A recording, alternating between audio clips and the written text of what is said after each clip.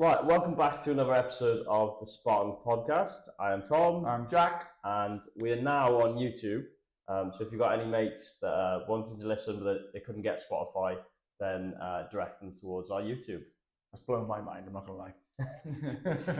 Right, what we're going to talk about today is our final pillar, finally, which is movement quality. And that'll come up in the gym, on the field if you play sports, day-to-day life, and we'll get into all of that. So let's just define what movement quality means to us. You want to go first? I always go first. Yeah, okay. So we can look at the gym and it'll be quality of rep and performing an exercise textbook or close to textbook as we can. There's some deviations, which I'm sure we'll touch on. But it's repeating that movement with consistency and performing it as efficient as we can, and having the confidence to repeat it, as well. I think you've hit some real nails on the head there in terms of the textbook movement or the technical movement, mastery of that technical movement and consistency of that technical movement or that technical model. And there's a reason why that technical model exists, and we'll get into that in a minute. Technical models or known techniques and prescribed techniques get a little bit of a bad rep, mainly because there is a bit of bandwidth in that technical model, and people will argue against technical models because they don't like doing as they're told. But there is a reason why that technical model exists, and we'll get into that very shortly. But I think I agree with you in terms of, can somebody move through good range? Notice how I didn't say full range. Good range with consistency, with efficiency, and with confidence. I think that's what movement quality means to me. And safely. Yes. I think if you can hit the consistency, the efficiency, the confidence, the full range or the good range, I think that should improve the safety of that movement. However, that links perfectly back to that technical model idea and like why the technical model exists. Dive into it now. Just quickly on this model then. I don't think it's about looking or making a movement look pretty. As long as it's efficient, you can do it confidently, without unnecessary stress on the body. I think that's absolutely fine. And I think that's where the technical model is really important. And like, this is where our science-based lifters will start to rub their hands together and start to shout from the hills. But the reason why science-based lifting has gained some traction is because a technical model exists to allow the joint to be efficient and the muscle to be effective. So science-based lifters want to target muscle activation to improve, increase, enhance, whatever phrase you want to use, the activation and the use of that muscle. Well, the technical model is designed to encourage movement of limb, joint, whatever, towards that.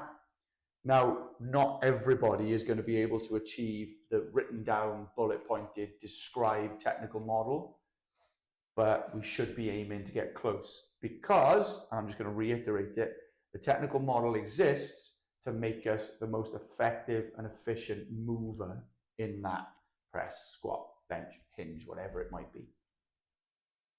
And if we can do that, we're going to be safer because we're going to be using the joint correctly, the muscles correctly. Now, that's not me saying we should all be science-based lifters. We've had this rant already. What I'm saying is, I see where they're coming from because they're following technical models, and we should definitely try to follow technical models for the reasons we're going to talk about in a sec. Yeah, absolutely. Okay, let's define then what movement quality actually means, or means to us. Yeah. Go on then.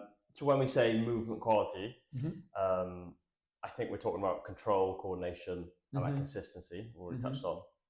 It's your ability to get into the right positions, and that right position could be a ruck, a rugby, football, I don't know, striking a ball, or, help me out, keep it going for a corner and be able to dive in. Maintain them under load. So it's like scrumming down in rugby, getting in that scrumming profile, and even, you got a prop pushing weight or the rest of the front. Yeah. Front. How many is in 1, 2, 8. 3, 4, 5, 6, 7, 8? Yeah. Yeah. So squatting down in rugby, and then you got another 8 men, women pushing their weight. Trying to push you the other way. Yeah. It's a stupid sport. No, I'm joking. But it's just daft, isn't it? Yeah. And then move out of that smoothly as well. Yeah. So probably more dynamic image to look at would be like a tackle. Yeah. So hitting a tackle. Yeah. You know, accepting that load from the external other person. Yeah. And then hitting the floor and then rolling out of it. Yeah. You know. Essentially, like, can you get into and out of a position or a set of positions with control and confidence and efficiency? Can you move within the range of that position under control, under load, under resistance, or under just your body weight? So, for example, the one we always use, because it's argued to the hills, is a squat depth. Now, everybody has their limitations and their anatomy, their physiology, their previous experience, their training history, their injury history that will govern what level of competency they have within a squat. But we should always be looking to sit as deep as we can with good technique in that squat. Now, let's bring an example to the forefront. If you are over the top of a ruck and you're trying to protect the player on the floor, you form the bridge, you're the second row, and you get a monster second row shove you backwards, theoretically, you're being pushed into maybe an off center, but a deep squat. If you don't have the capacity to control the forces into that deep squatting position, so ankles, knees, hips, lower back, through the shoulders as well, through the upper thorax, if you want to bring that in, if you don't have the ability to, like you said, accept load into those full joint ranges, something might get hurt. Now, there's no guarantee. You might get pushed off center, etc. But from a injury prevention standpoint, if we've got really good movement competency, i.e. we can control joint positions, muscle lengths well with confidence and efficiency, we've got less chance of getting hurt. Yeah, absolutely. Because we're able to move into and control and then get out of those positions. And if you're not used to getting in those positions, i.e. squatting to that depth, when you're actually in the gym and working on it, when it comes to rugby or game day, wherever sport you play in, you're not used to getting in there and accepting and dealing with that load in that position, you are going to get injured. Yeah, and there's that idea, obviously, that, oh, I can't hit past 90 degrees in a squat. Does that mean I'm going to get hurt on field? No, it increases the risk. Definitely increases the risk. If we don't have the required range of motion in our joints, the forces are going to get transferred somewhere. You are being hit by a force. That force doesn't just disappear just because you can't get into a position. So that force is going to go somewhere. Now, what we normally find is athletes who don't have those ranges of motion, they're normally strong in other areas, so they can absorb that force in other areas.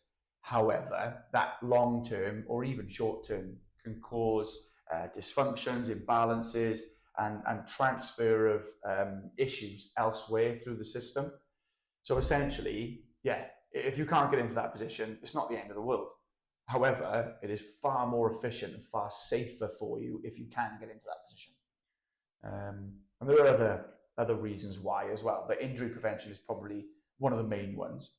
And then you've got performance enhancement and performance competency and performance confidence, etc., that will come off the back of just being able to move better. And it's something that, well, definitely I'm noticing as I get older, and you're coming up into my bracket now, where you'll start to think to yourself, God, I'm glad I did some work when I was younger to sit into good positions or be able to control my limb in a certain way or be able to move in a certain direction. It's a long game. It's definitely a longer game than it is a shorter game. Like when you're younger, you get absolutely rattled on a field, like different sports, you and I, but there are times I got my bell rung by a big centre forward, just absolutely clattered me without me looking. And if I didn't have the movement competency I had when I was younger, I probably would be in a bit of pain now. Back then, you just bounce up, don't you? Yeah. Spit and tissue, and you made a rubber, and you go, blah, right, oh, that hurt. Right, go again. Yeah. But the imbalances, the way that we compensate, the movement compensations that we have, they're not great for us in the short term. They're definitely not good for us in the long term either. Yeah. So that next point was like, if you move poorly, strength, fitness just masks the problem for a while. Yeah. And then it does become known. Eventually, that catches up with you down the line after you've played your sport, you're finished and retired. Yeah. Probably the biggest one. Like, I know you've got mates play rugby, shoulders, knees, absolutely shot now. All the pain, frustration as well. Like they can't do what they want to do, especially if they've got kids. They can't go to the park and enjoy time with them. It is tough. And this is one of the reasons why I think S&C has this underlying note all the time, and this underlying current of our athletes need to move really well, because the better we move and the better we can control joint ranges, and the better we can control movement through range, the less risk of injury we've got. But obviously then there's a secondary benefit of performance. And those two things are literally S&C. Yeah, lets you train harder. Yeah. A little bit longer. You can recover better. Stay more consistent. Yeah. You can get better gains in terms of strength and size and speed and power, because you're functioning correctly. You're doing what the science-based lifters want us to do. They want us to move in the correct direction, in the right speeds, the right positions, the right times, the right power pounds, etc. Now, if we move well, we don't have to lever ourselves into a lat pull down and have ourselves shifted to a 45-degree side, because we're just moving well. Can we all just calm it down a little bit? Can we all just move really well? As much as we or the industry sort of argue or debate the technical models, they are there for a reason. They're there for a reason. And we're all trying to achieve the same thing. We're all and that's what really bugs me in S&C, is if you really sat everyone around the table, we're all trying to achieve the same thing. But we're all just arguing at it from different sides. It's like saying that wall's grey, and then me go, well, no, actually, it's anthracite. Shut up, they're grey. Why are we arguing about it? Do you get the same result? Yeah, exactly. Then shut up. It blows my mind, honestly. Blows my mind. Anyway, that's a rant for another day. Or I don't know, I can't remember if I've already had it. I'm sure at some point. On a regular basis. Let's touch on confidence quickly. Come on in. Because it just came up. Yeah. If you move better, you're more confident in certain lifts, exercises on field. It gives you a little boost. You can trust your body, and then you're willing to push it then as well. And part of that is strength as well, and this is where the pillars will start to show themselves as being really connected. For example, when you see an athlete jump and land, you can tell whether they're a naturally powerful athlete lacking strength, or whether they're a strong athlete lacking power. If they can jump and really absorb their landing and land really efficiently and fluently, and it looks really good and looks really comfortable and like they're under control, they've probably got enough strength through certain ranges, or they've got enough strength across a range to control that position. So basically they can absorb those landing forces, they can absorb the force of their body hitting the floor because they're strong enough, but they also move pretty well through those joints, ankles, knees and hips, and they're able to dissipate the load across those joints. Whereas an athlete who doesn't have great movement competency, say through their ankles, will land really stiff and will be transferring that force elsewhere, and they'll start to do a couple of jumps and rub their knees. You're looking at them going, okay, is it because you're weak or you don't move very well? Well, sometimes the two go hand in hand. Both, So if you are a bit weaker, then your body will struggle to feel confident letting that joint go through range, and therefore you're going to be pretty stiff. Well, that stiffness isn't great, because as soon as we're stiff, that force has to go somewhere, and that force will just go up the chain somewhere to somewhere else that isn't designed to take that force. And I think that's something that can transfer across to people's everyday life, is this idea that they're transferring forces to the wrong areas. How many times do we see people come in the gym and their lower body mechanics are brilliant, but their lower back really hurts? It's like, okay, what's going on here? Why is that lower back hurting? Well, something is transferring force to that lower back, and it shouldn't be. It could be that the hips are tight. Knee or ankle. What's the go-to, isn't it? And we know. Exactly. What contacts the floor first? Right, cool, let's start there. And I think this is something where movement competency really blends into power, strength, speed, is this ability to be an unleasher of those capacities. Like I don't know about you, but when I see jumping and landing is a big one of movement competency. When I see a squat, I know what somebody is lacking very quickly based on how the body moves, and it's compensations.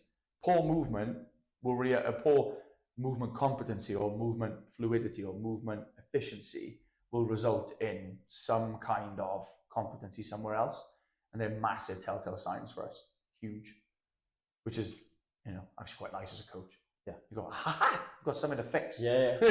And that's where we go back to that technical model. Yeah, that's where that comes in. It's our center line. Yeah, we view everything based on the technical model being a center line. There is a bandwidth in which we can accept, and if people deviate either side of the technical model, we as coaches go, cool. Why are they deviating? It's because of limb length, or it's because of a previous injury, or it's because of training history or sport type, or what they've been doing all bloody day, sat in a chair. Okay, we'll let that one fly. But then there's a little bit of error. Once it gets outside that, right, cool, we got to change that. That's going to be making worse. That's going to cause more pain. That's going to cause more issue. So I think this idea of movement competency, people will just go in and go, how heavy can I lift? How fast can I lift? How hard can I lift? And it's like, okay, good. But what if you're actually just spinning your wheels? Like, you go in and lift heavy, yeah, but if you're lifting heavy in the wrong directions, you're not getting anywhere. So you might as well rein it in, spend a bit of time moving better, and maybe you'll get more out of your training too. And more out of daily life. Yeah, absolutely. Definitely. So you've kind of gone naturally on to my next point, and I know you can see my notes. Yeah.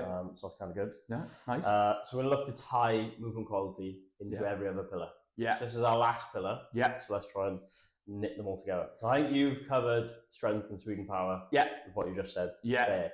So pillar 3 was aerobic base. So how does that movement quality, tie into aerobic base?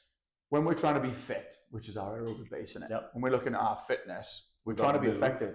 Yeah. To get it. Yeah, and we're trying to be effective. We're trying to be efficient, and that's what our fitness is essentially doing. When we're building fitness and we're getting fitter, we're trying to make ourselves more efficient at a task. Yeah. Right. Now that might just be we make that down to a Sparky. They will set their day up to be most efficient, to get the most runs of wiring in that day. We're doing exactly the same when it comes to going for a run. We're trying to become more efficient. Yeah. Now, if we have a lack of movement competency at ankles, knees, hips, even if it's lower back, anywhere through that driving system, the system that is going for a run or cycling or whatever, if we have a lack of movement competency in any of those joints or those muscle areas or that system, then we're fighting against that efficiency because we're not able to be efficient in that movement. Just thought of a good metaphor. Go on, go for it. So when you have your tracking done in the car? Oh yeah. Yeah? Yeah. If you've got one wheel or a couple of wheels out of alignment, you're dragging, like say, the inside of the tyre. Yeah. There's a inefficiency there. 100%. You get the tracking done, straighten up, everything is working together. Yeah. To get to A to B. Yeah. So to relate that into like body terms. Yeah. You got a dodgy knee. Yeah. It's giving you jip every time you make contact with the floor. Yeah. Running from A to B. Exact same thing. It's exactly the same thing. You see it all the time in again, these weekend warriors, people that their fitness is just something to keep them healthy, and it's a hobby of theirs, or it's something that they use towards their sport, and they're going for a run, or they're doing something that is endurance based, and you've got them wearing a knee brace on their right leg because their knee always flares up over 5, 6, 7, 8, 9, 10K, whatever it is. But when you look at them running, their foot is drastically turned out to the side. Well, that foot isn't hitting the floor in a position that is allowing it to be effective. Our foot is designed to be springy when it's pointing forwards. It's designed to absorb some load through spreading of metatarsals. The ankle complex is designed to then allow transfer of that force throughout the system to load the Achilles, load the calf, so that we can be springy. Our hamstring, our glute, they're designed to power us forwards through hip extension. And our quad is designed to stop us thumping into the floor when it comes to running. Now, if we're the bottom of that system, the force absorption, the wheel that's in contact with the floor is facing the wrong way, then we're putting undue stress on the wrong parts of that force absorption and driving system. Don't know if you're coming or going. Yeah, and we are essentially going to be dragging that wheel on the floor. Now, when it comes to being fit, we also have to fight this idea that we're repetitively absorbing force in the wrong place. So our leg isn't then able to work in its desired technical model in the right direction, and we're essentially limping through a run. Well, you go out now and try and limp your way through 2K. It's going to feel harder. Yeah. You're essentially dragging a limb. So I see it all the time, and I think to myself, if people were able to even just improve their mechanics slightly, they'd be more efficient, they'd be more effective, and they'd get less hurt. And I think that's the real crux to this movement competency, is it allows your body to do what it wants to do, which is move in the correct directions. And if we can move in those correct directions, we can tax the correct directions, and we can adapt those correct areas to be better and be more efficient and be more effective. And we can do it with less difficulty as well. So movement competency will fit. Oh my God, it fits everywhere. And this is where, like we said it in the last episode, didn't we, that the pillars, we've called them pillars. Yeah. Really, they're just some kind of big blobby mess that all blend together. Yeah, it's so that we could cut them down to individual to episodes. Be sort of recognizable. But they're all one. 100%. They're all one. Yeah. And I think anybody that's worked with an S&C coach or worked with a high-level coach will understand that at any point, we as coaches are trying to get our athletes to work on little elements of all of this at all times. It might be that your warm-up changes all of a sudden to be more effective for a squat or to be more effective for your running. And you notice that there's hop, skip, jump, land, lateral, deep ranges, blah, blah, sit, hold, press, pull, whatever it might be. Then your session becomes more about slow control tempo, but there's still some load in there. But you've also got some explosion and some speed.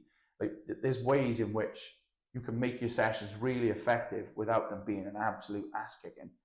And I think that's where you'll be able to notice the difference between a novice coach and a high-level coach, is where they're able to just drop in little elements of additional accessory work on top of your main focus lift.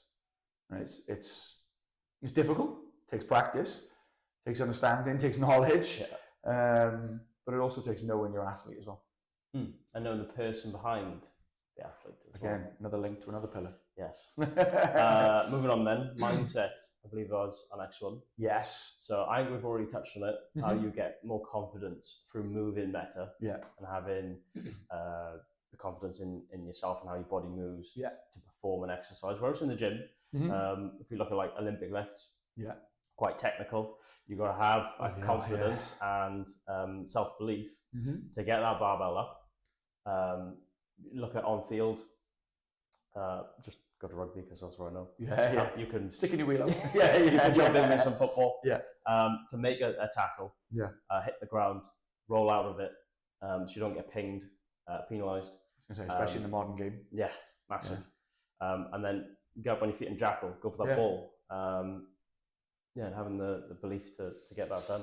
If we try and bring all the pillars in, if you move really well, movement competency, and you know that you've got really good control over the joints, you go into that tackle, you can trust your shoulder can take the load.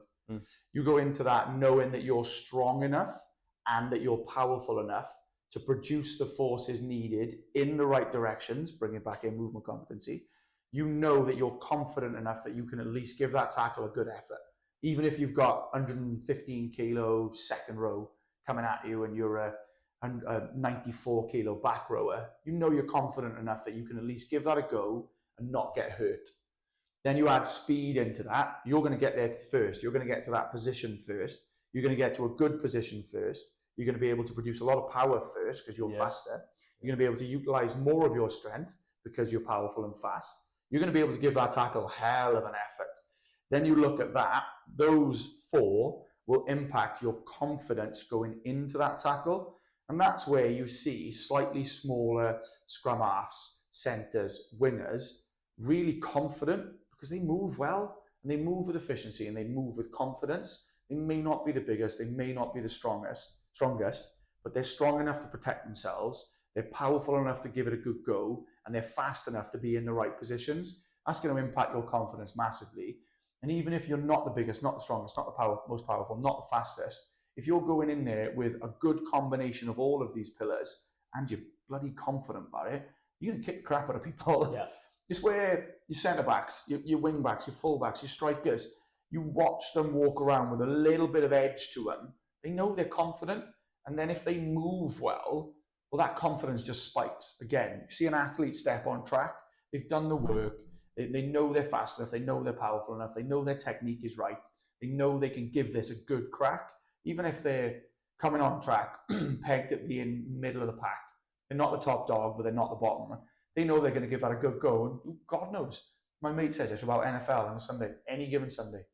If you're going in with an improvement in all of these pillars, look at the position you're in.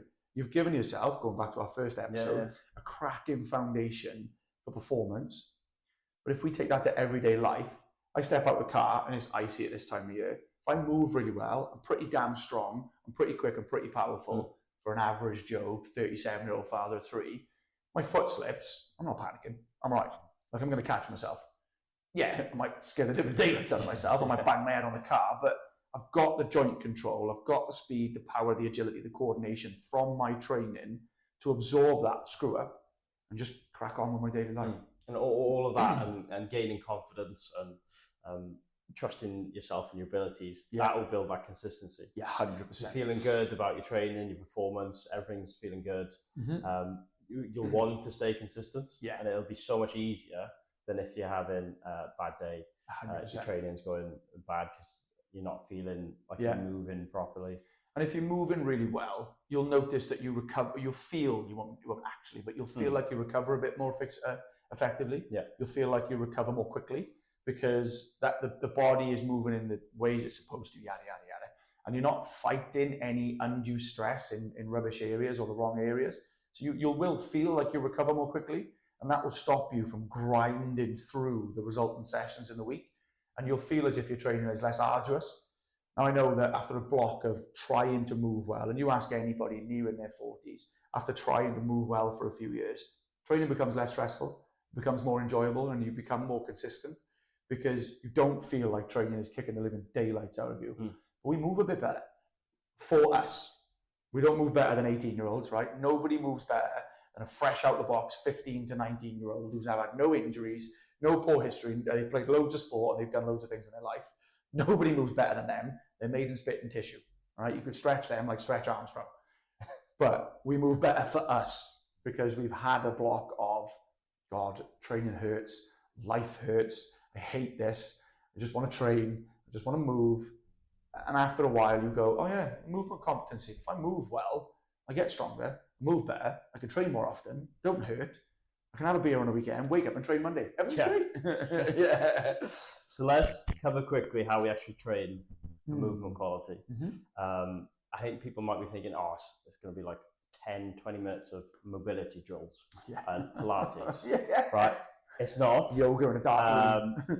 And it's not even corrective exercises. No. It's just doing the basics, which would be our squat, hinge, lunge, push-pulls, carries. But coaching those positions, slowing things down maybe when we need to, and earning the complexity. So I always say start small, build big. You haven't got the bottom, those pillars. They're going to crumble. Not going anywhere. And then everything up top just falls over. 100%. So we focus on those basics, done well, and then we revisit them constantly. Movement quality isn't something you fix once. No, it's going to be. It's always going to be there going forward. 100%. Especially as we age and we get older, and life and your body gets more complex. You can look at the disparity between male and female bodies as well. They're even more complex. So it's constant work on every day, every session, every year. And it doesn't necessarily, like you said, have to be a complete change.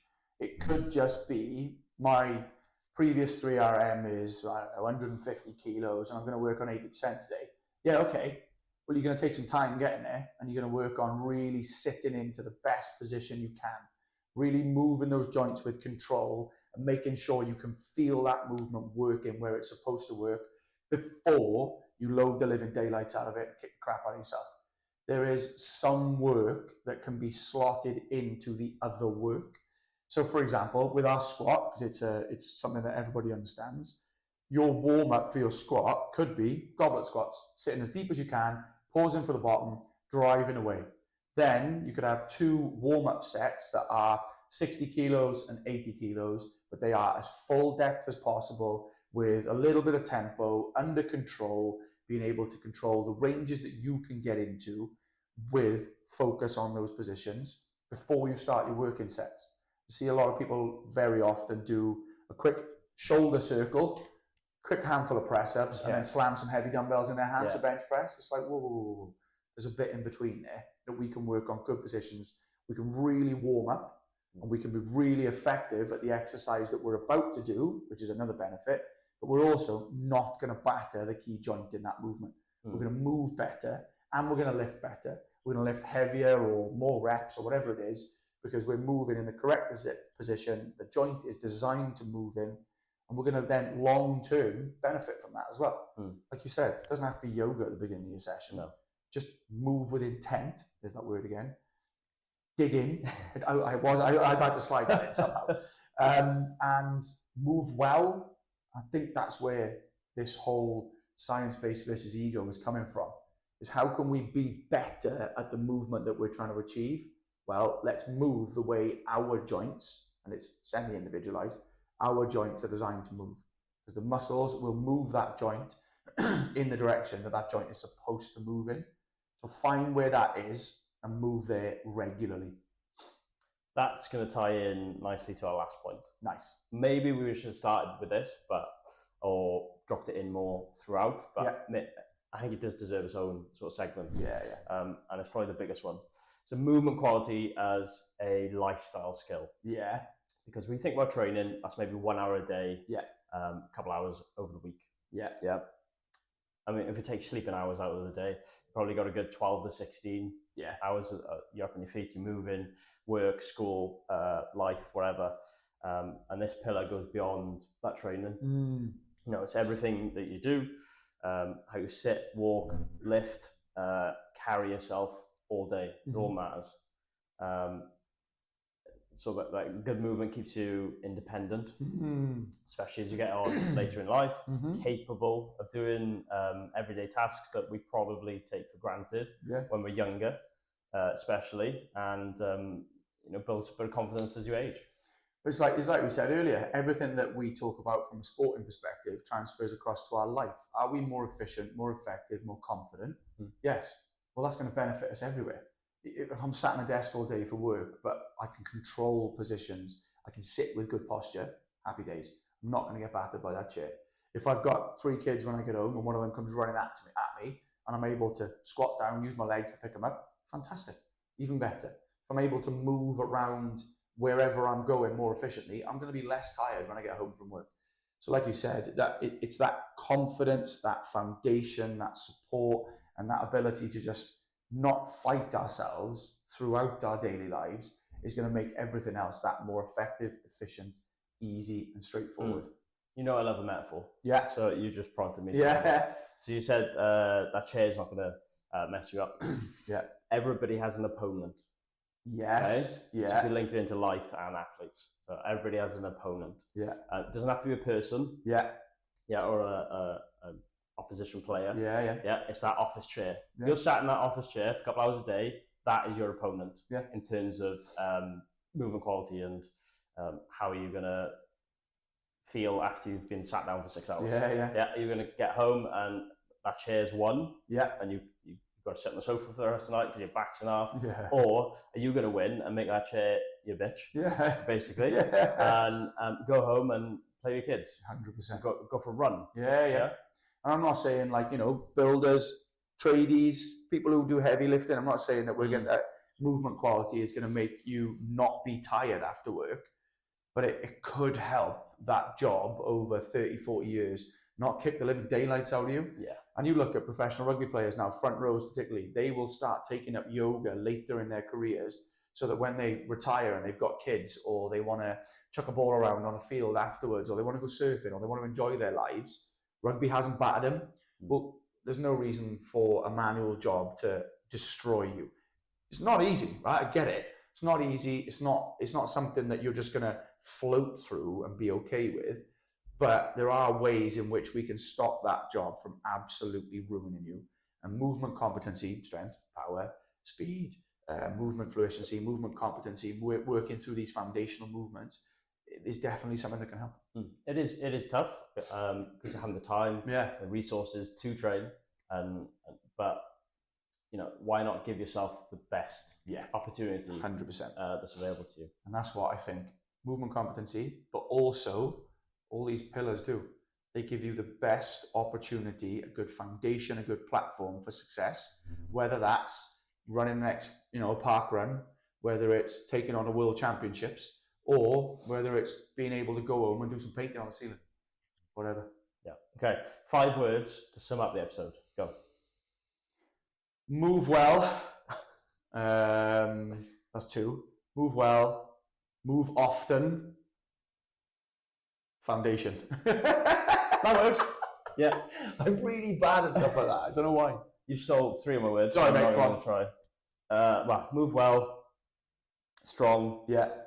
Fitter. Yeah. And one more, right? Longer. Nice. Love it. Yes. Done. Okay. Thanks for listening, guys. We're on YouTube now. Just a quick reminder. And we'll catch you in the next one. Enjoy.